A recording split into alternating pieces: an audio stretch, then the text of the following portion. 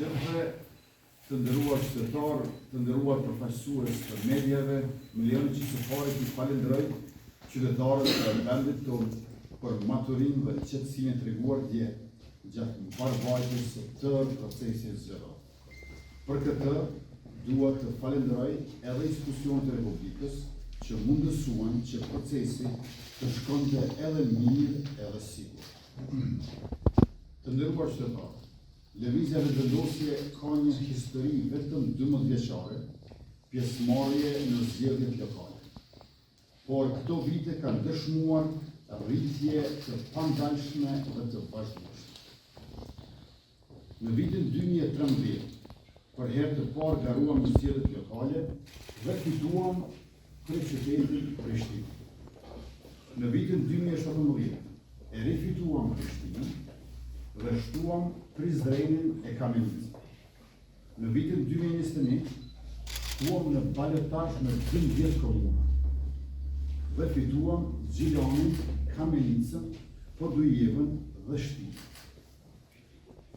Pas tërheqjeve të kryetarëve në veri në nëntor të vitit 2022, në zgjedhjet e jashtëzakonshme në 4 komunat në veri, fituam gjithashtu edhe Mitrovicën e Veriut dhe Ljeposaviqin në pranverën e vitit 2023.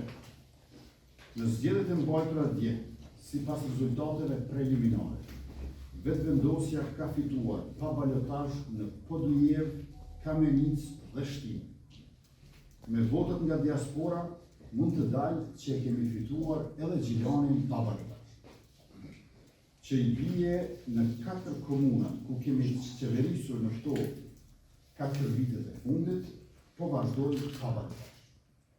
Ndërkaq jemi në balotazh në 12 nga 17 komuna sa kanë shkuar gjithsej në balotazh nëse e përfshijmë edhe Gjilanin aty.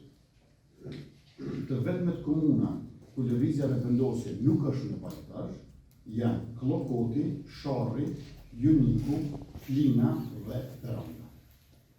Natyrisht, këto janë rezultate preliminare dhe pritet ende numërimi i votave të diasporës dhe i votave me kusht. Mirë po këto rezultate tregojnë qartë se lëvizja jo vetëm që e ka ruajtur rritje nga cikli në ciklin tjetër zgjedhor, por është ngritur si forca kryesore politike në Republikën e Kosovës edhe në nivelin lokal.